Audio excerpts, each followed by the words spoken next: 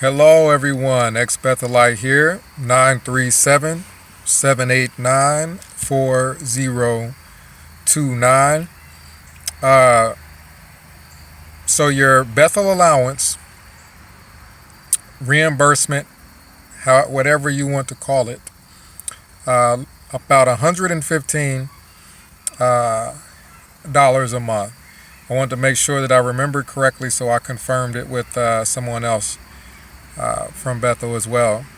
And the majority of that is going to be your gas money, because more than likely you're assigned a congregation. Keep in mind, I'm in Wallkill. That's the farm. That's not Brooklyn, and it's not Patterson. I was at Wallkill, Bethel. They used to call the farm. That's important because Brooklyn, they had the subways. They had things because they were in the city. You walk out of your room, your facility, what have you, and you're not far from the city. You're not far from all kinds of things. Patterson, I'm not sure exactly how far they are from, someplace where they could shop. I don't think they're as far as you are at Wallkill. So the majority of that $115 is going to be gas. Let's say you spend about $80 a month in gas. I mean, how much does that leave you for mouthwash, toothpaste? There's a lot of things that they don't supply at Bethel. There's quite a few things that they do not supply at Bethel. So mouthwash, your toothpaste, of course your deodorant, your razors, your shaving cream, your aftershave. That's a big one, because anything that reflects negatively, they're going to blame it on you. They don't care that you don't have, but so much money. So some people, they may have the electric razor. All these things you need to have before going. And in many cases, unless you have family that's already at Bethel, you don't know what to bring. So you're going to get there, you're going to find out what you need, and then you're going to spend a lot of whatever you had saved on that. For example, when I went, I wanted to get a futon, or, something, of course, to sleep on, unless you're going to sleep on the floor. A bed was not provided. So I went to go and get a futon, something to sleep on. Of course, all of your toiletries. For me, I couldn't get just a regular razor, because then I would break out. So essentially, there are needs that people have that are different from others. That's just the way human nature is. There's certain things that you're going to need that other people don't.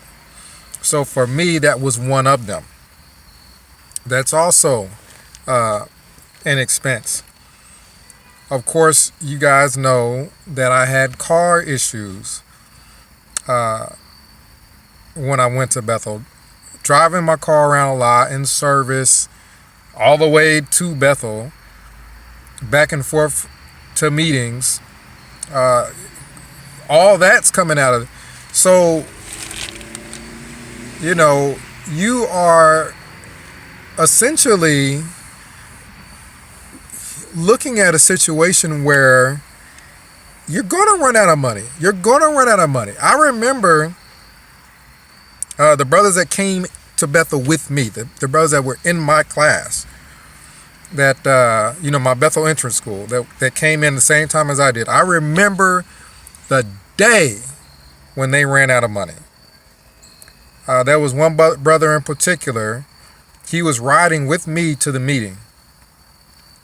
This is the brother. If you saw the previous video where the brother was scolded because he didn't have his $4, this brother was riding with me, and the reason being is because I wasn't going to charge him for the ride to the Kingdom Hall. He told me, that he had run out of money. And I mean, just the look on his face, the look on my face, the look on anybody's face when whatever you have saved up is gone.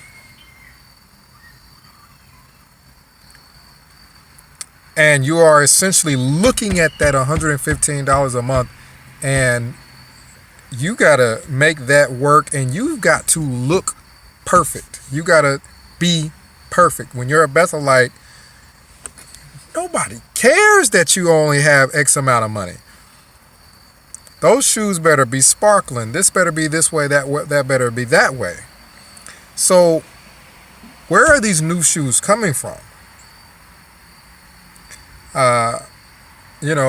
Things get worn out. Where are the new suits coming from?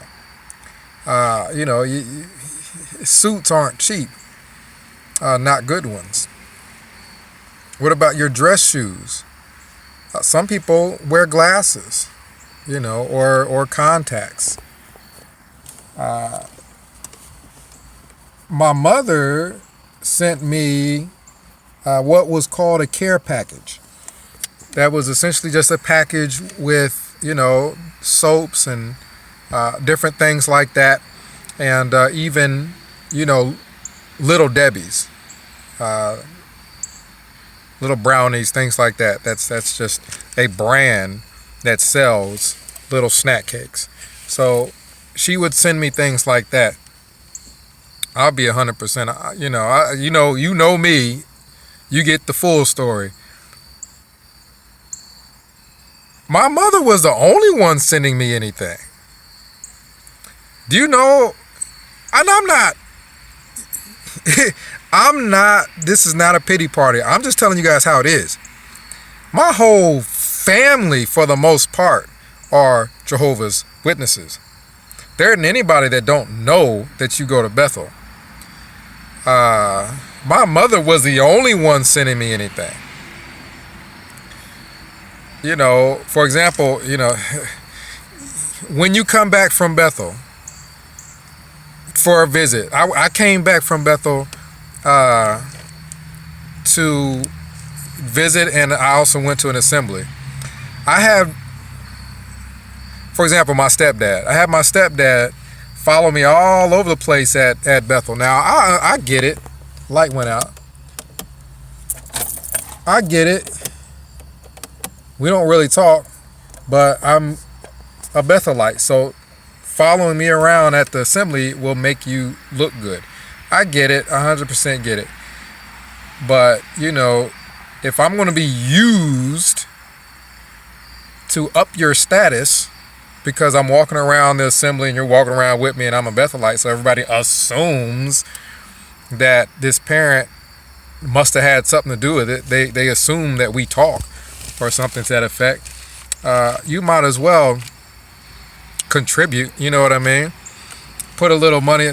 This parent that's following me around at Bethel, they don't realize they didn't send anything. They didn't send a bar of soap. They didn't send a towel. They didn't send $1. They didn't send a quarter. They didn't put 2 pennies together and send it. You know what I mean? Like, really? So, yeah, people follow you around and use you. Your relatives will use you to up their status amongst other people because you're at Bethel. But these same people will not send you a dime. My mother sent me a care package, and I didn't even ask for it. And, I felt bad almost a little bit. But I remember my mother gave me a 20. I I was staying at her house while I was here visiting. She gave me a 20. And there was a brother that when I went to my old congregation, wrote me a check. I didn't even know the guy. He wasn't from my old congregation. He wasn't from there. He was from the area, but not from there. I knew of him from being born and raised in the area. And he wrote me a check. Didn't ask for it. But I recall my own, stepdad. I don't think he sent me a dime while I was at Bethel, and the cousins, aunts, uncles, whole families of Jehovah's Witness. My mother is the only person in my entire family that sent me a dime while I was at Bethel. Shoot, if I'm forgetting somebody, leave a comment down below. So the point is, that $115 is that $115. Don't assume that people are giving you things. So the check that I got, that was the only time I had gotten one.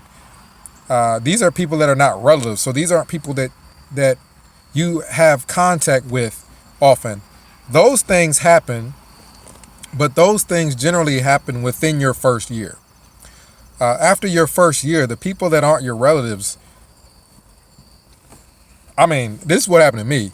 After my first year, the people that I wasn't related to, they about forgot all about me. I wouldn't get no cards. The calls stopped. The people from your hall that aren't related to you, the calls, the cards, all that stops about within your first year.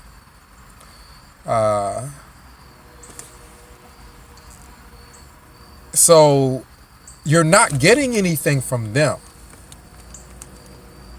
And it's not that they should be obligated to do anything. I'm just making sure you guys understand what it is. I'm not saying that they should be obligated to give you anything.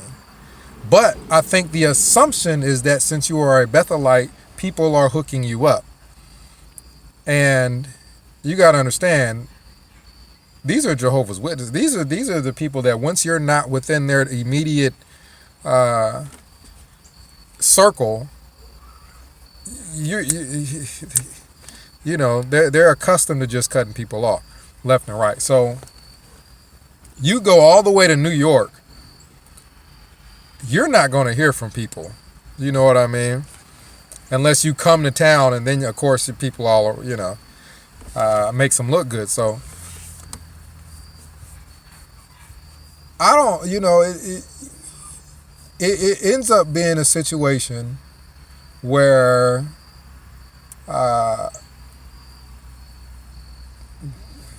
you are completely dependent on what you get as far as meals, as far as everything else. I remember being at the hall on a Sunday, and you have to be back at Bethel at a certain time for dinner. And it's like, you actually have to be back at Bethel at that particular time for dinner. Otherwise, you would not have eaten since breakfast. Breakfast on a Sunday is at 7 sharp. So I get up at 7 o'clock to get breakfast, eat breakfast. Then, of course, you're going to go to your meeting, right? So you drive 45 minutes or however far to your meeting, do service. Pretty much lunchtime is shot. I'd say 99.9% of the time, I never ate lunch. When I went out to my congregation, I never ate lunch. You're a Bethelite. They don't, assume you need anything. So lunchtime comes and goes. You're at your congregation doing service, at the meeting, what have you. Any fellowship, anything like that needs to be cut short because you have to be back at Bethel by dinner. Otherwise, the whole day, you would not have eaten anything since breakfast. And breakfast normally for me on a Sunday was pancakes. So, unless that's going to hold you. I mean, this is the reason why that becomes an issue. The funds become an issue. Are real life situations like that. There are a million situations that can occur where you might need something. Like, let's say, for example, assemblies. I don't recall getting anything, for an assembly. So you have to figure something out for things like that. You can't, it's not like you're just going to stop and pick something up. So, yeah, you have to plan all those things. Because at $115, I'm trying to tell you, is mostly gas. It's mostly just upkeep of your car. You can't, if you're putting $10 a month away, then you have to put that $10 a month away, because once something happens to your car, you're reliant on other people, and those other people, they're wanting their money when they take you to the Kingdom Hall or take you out in field service. And because you don't have a car, your congregation doesn't care that you had just 3 hours to put down on your field service slip. You know what I mean? It's not like you can just go outside and do some witnessing. You're at Wallkill, the farm. Imagine a big rural area where you own all the land all around you. There's no place to go and do any field service. So, yeah. That's what it is. That's the honest truth of the matter. Is when I was at Bethel, that $115 a month is what you have to make everything work with. And my mother sent me a care package. My entire family is JW. I don't think a single person sent me a single thing at all, ever. And it doesn't just go for me, that goes for many other Bethelites. This is ex-Wallkill Bethelite signing out. 937-789-4029. Another quick story. When I had a bag of, I think my mother sent me a bag of Cheetos or something like that. Somehow I got a bag of Cheetos, and I brought it to work, and people looked like they saw a ghost. I opened up the bag of Cheetos, passed it around, and there was another brother, a young brother, he's like 19. He got some Cheetos out, and he looked and he said, "Do you know how long it's been since I have seen, let alone had, Cheetos?" And he puts them in his mouth, and he's just like, you know what I mean? Just the little things that you cannot have. You cannot have anything other than what's on that menu. On $115, you cannot have anything other than what's on that menu. And even on that $115, anything happens with your car and you're still dead in the water. You know what I mean? It's not like you just save up to get whatever you need for your car, because you got to use that money to get to the hall. So you guys let me know what you think. I'm sure there are some financial gurus that can let me know how $115 a month can work with somebody who has to be perfect at Bethel. You got to be perfect. That's all for now. Ex-Wallkill Bethelite signing out.